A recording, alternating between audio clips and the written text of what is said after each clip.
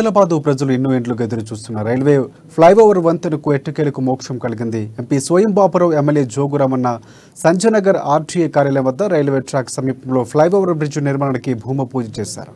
ఆదిలాబాద్ జిల్లాలోని తాంసీ, తలమడుగు, భీంపూర్ మండలాలకు అలాగే పట్టణంలోని పలు కాలనీ వాసులకు ఈ వంతెనతో కష్టాలు దూరం కానున్నాయి తెలిపారు. ఈ నిర్మాణ పనులు త్వరితగతిన పూర్తి ప్రధానమంత్రితో పాటు రైల్వే అధికారులకు రాసిన ఉత్తరాల ఫలితంగా ఎట్టకేలకు బీజం పడిందన్నారు.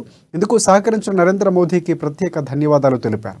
త్వరలోనే రైల్వే పిట్ లైన్ ప్రారంభం కానున్న తరుణంలోనే రోజుకు కనీసం 50 నుంచి 60 రైళ్లు అందుబాటులోకి ఆదిలాబాద్ పట్టణానికి వెళ్తూ వస్తూ ఉంటాయని అన్నారు.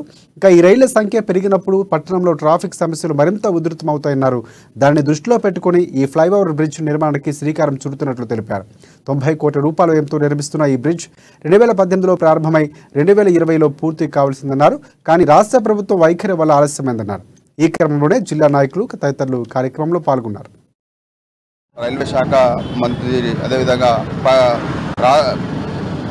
ప్రధానమంత్రి నరేంద్ర మోదీ గారు చొరవ తీసుకొని ఈ ఓవర్ బ్రిడ్జి ఇంత తొందరగా కావడానికి కారణం ఏంటంటే మనకు ఆదిలాబాద్లో పిట్ లైన్ కావడం వలన రాబోయే రోజులలో ఆదిలాబాద్ జిల్లాలో చాలా 50-60 ట్రైన్లు ఇక్కడ నుంచే కదులుతాయి. కాబట్టి దాన్ని ట్రాఫిక్ దృష్టిలో పెట్టుకొని కేంద్ర ప్రభుత్వం, రాష్ట్ర ప్రభుత్వాలు ఇద్దరు కలిసి ఖచ్చితంగా ఈ ఓవర్ బ్రిడ్జి తొందరగా కంప్లీట్ చేయాలనే నిర్ణయం తీసుకోవడం వల్లే ఇవాళ ఈ ఓవర్ బ్రిడ్జి కావడం జరిగింది. కాబట్టి ముఖ్యంగా ఈ నాందేడ్ జిల్లా ఏదైతే ఉన్నదో అక్కడ రైల్వే ట్రాఫిక్ ఎక్కువ పెరగడం వలన ఈ ఆదిలాబాద్ ప్రాంతం నుంచి ఆదిలాబాద్ రైల్వే స్టేషన్లో ఏదైతే ప్లస్ ఎక్కువ ఉండడం వలన ఈ ప్రాంతానికి ప్రధానమంత్రి నరేంద్ర మోదీ గారు 19 కోట్లతోటి శాంక్షన్